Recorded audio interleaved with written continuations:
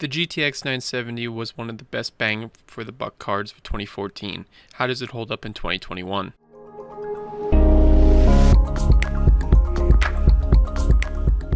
Today we have the first dedicated GPU that I purchased with my own money, my Zotac GTX 970 dual fan.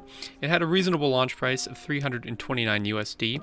This series of cards used the new Maxwell architecture, which was a direct replacement for the previous generation's Kepler architecture. This card represented the middle ground between the lower-end GTX 960 and the higher-end GTX 980, and is a direct replacement for the previous generation's GTX 770. With limited competition from AMD at the time of launch, this card became fairly commonplace quickly. It featured 4GB of GDDR5 memory clocked at 1753 MHz, which is an effective speed of 7GB per second.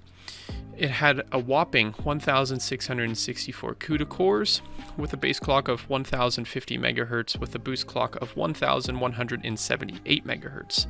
This particular Zotac model has a mere overclock of 25 MHz. The GTX 970 and the Maxwell architecture was a big improvement over the hot and aged Kepler architecture. The GTX 970 may have been a direct replacement for the GTX 770 of the previous generation, but at around 30 to 40% faster, it was more towards the performance of a GTX 780. With all that said, let's just hop into the thermals. Even with a mere 2 fans, the GTX 970 performs adequately, with idle temps around 30 degrees Celsius and gaming temps at around 78 degrees, and synthetic loads at around 82 degrees. This card performs as well or better than the massive chunky 3-fan GTX 780 we looked at in a previous video, which goes to show the performance differences between the aging Kepler architecture of the time and the brand new Maxwell architecture. Yet now let's move on to the creme de la creme of the video, the benchmarks. Today we target medium to high settings at 1080p, which still seems very achievable for this aging card. First up we have Cyberpunk 2077. For this title I selected medium 1080p settings, which resulted in PS4 levels of performance with averages of 33 FPS and highs of 44 FPS, yet definitely not PS4 levels of disgusting quality. This is a respectable result for a demanding and poorly optimized title. Next up, another demanding AAA title, Red Dead Redemption 2. Another game where we settled on medium settings, but this time we reached a solid 60 FPS average with dips into the 30 FPS range. But more than acceptable for this wild west murder simulator.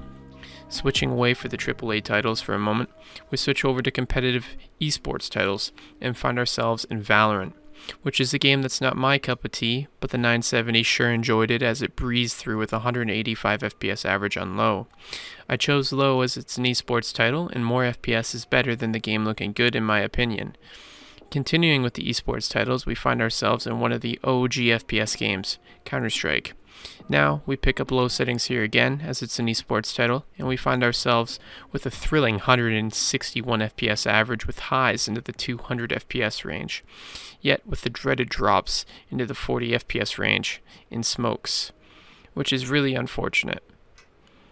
Rolling into Building Hotel Simulator, or Fortnite as some people call it, we select the Performance API as it's an esports title, and we find ourselves with tons of FPS to play with, rolling in with 226 FPS average and 110 FPS minimums. This allowed me to claim a solo queue victory while we benchmarked. Moving on to something more casual, we roll up with GTA 5, a classic benchmark at this point for us. We select high, yet I underestimated the 970, as we clean up with 153 FPS average. Selecting very high here is definitely in the card for you guys out there. Back to AAA titles. One last time, we swing in the shadow of the Tomb Raider, running high settings. We see an honest 65 FPS average with 50 FPS minimums, which allows for smooth adventuring. Drifting into our only racing game today, we have Dirt Rally 2.0. We select high settings to enjoy the view as we swing through corners and arrive at our destination, with 78 FPS average and 60 FPS minimums with rolling highs of 124 FPS. This is more than enough to enjoy all the dust you just kicked up. Now we drop into Call of Duty Warzone. We select low settings again as it's a competitive FPS, and the 970 fires off a solid 91 FPS average with 69 FPS lows. More than enough for casual play of this title. We'd like to see 120 for more competitive advantage. We sail into our last title, Valheim. We select high settings for best levels of quality for our beautiful Viking beard, and we see 56 FPS average with lows into the 41 FPS range, which is more than enough to sail boats to your heart's content. Now that we've seen its performance, it's time to make a conclusion as to if this card is still worth picking up in 2021. The answer is an easy one for me. It is a yes, yet with an asterisk, of course. It needs to be at a price that's worth paying. If you can find a 1650 Super at the MSRP of $160 USD, then that card will outperform this aging card.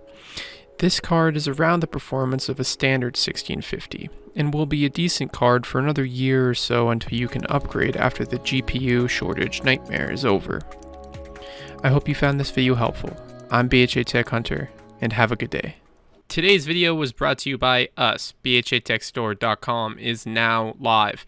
Make sure to check it out in the description down below. The latest tech reviews and now the latest merch designs. BHATechstore.com.